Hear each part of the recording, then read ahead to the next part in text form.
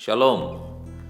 ஆண்டவருடைய பெரிதான கிருபையினால் கடந்த முறை அமெரிக்கா தேசம் சென்ற பொழுது பிரின்ஸ்டன் யூனிவர்சிட்டியை பார்க்க ஒரு வாய்ப்பு ஏற்பட்டது. அங்குள்ள பிரின்ஸ்டன் தியாலஜிக்கல் செமினரியில் டாக்டர் பூட்ரஸ் அப்டல் மாலிக் படித்தார். அங்கேயே ப்ரொஃபஸராகவும் ஒர்க் பண்ணார்.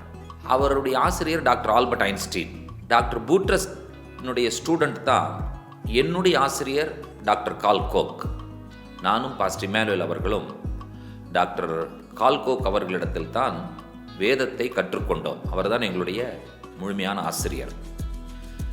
நான் இந்த முறை போன பொழுது அவர் படித்த அந்த கல்லூரியை பார்க்கவும், அவருடைய லைப்ரரி, அதாவது அந்த லைப்ரரியில் வைத்திருக்கிற அவருடைய புஸ்தகத்தை பார்க்கவும் ஆண்டவர் எனக்கு உதவி செய்தார். பிரின்ஸ்டன் செமினரியிலிருந்து நடக்கிற தூரத்தில் தான் டாக்டர் ஆல்பர்ட் ஐன்ஸ்டீனுடைய வீடு இருந்தது. அங்கே வீட்டுக்கு போனோம்.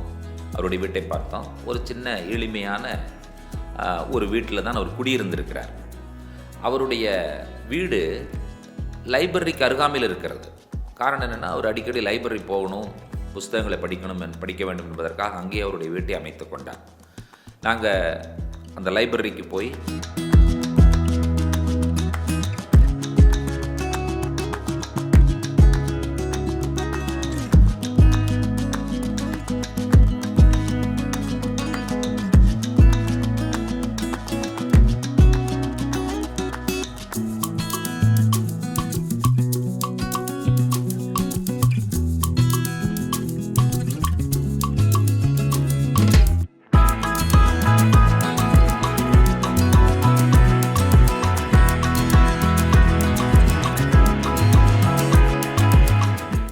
அங்கே இருக்கிற கம்ப்யூட்டரில் பூட்ரஸ் அப்டல் மாலிக்னு அடிக்கும் பொழுது அவருடைய மெட்டீரியல் எங்கே இருக்கிறதுங்கிறதான தகவல் வந்தது. 3rd ஃப்ளோரில் எத்தனாவது ரேக்கில் அவருடைய மெட்டீரியல் இருக்கிறது. ஸோ நாங்கள் போய் என்ன பண்ணோம், அந்த மெட்டீரியலை 3rd ஃப்ளோரில் போய்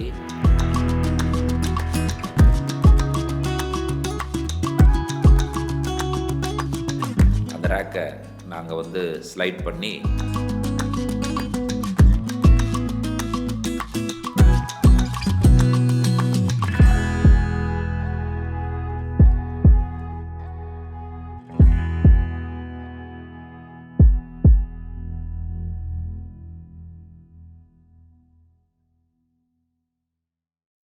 அவருடைய மெட்டீரியல் எடுத்து பார்த்தோம். அது அரபிக்கில் இருந்தது.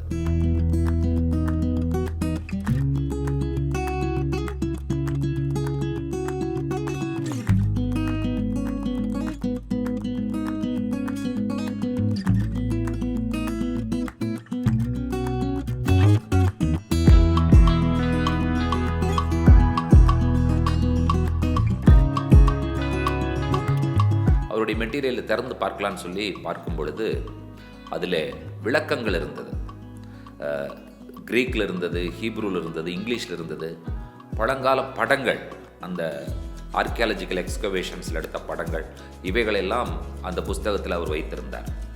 ஸோ அரபி பேசுகிற மக்களுக்கு ஒரு பெரிய வரப்பிரசாதமாக அவருடைய புத்தகம் அமைந்து அநேக ரட்சிப்புக்குள்ளாக வழிநடத்தினது என்று சொல்லி என்னுடைய ஆசிரியர் டாக்டர் கால்கோக் அவர்கள் சொல்லியிருந்தார். நான் என்ன செய்தேன், நான் ஒரு புத்தகம் எழுதியிருக்கிறேன், மெடிடேஷன்ஸ் ஆன் லெவிட்டிகஸ். இப்போ இந்த புத்தகத்தை, நான் எழுதின புத்தகத்தை இந்த லைப்ரரியில் அக்செப்ட் பண்ணிக்குவாங்களா அப்படின்னு சொல்லி நான் போய் கேட்டேன். அவர்கள் சொன்னார்கள், லைப்ரரியினுடைய டைரக்டருடைய இமெயில் இருக்குது, நீங்கள் அவருக்கு இமெயில் போடுங்க, அவர் சொன்னால் நாங்கள் அக்செப்ட் பண்ணிக்குவோம், நீங்கள் அவர்கிட்ட தான் போடணும்னு சொல்லி சொன்னாங்க. ஸோ நான் அந்த இமெயில் ஐடி வாங்கிட்டு வந்துட்டு உட்காந்து இமெயில் போட்டேன்.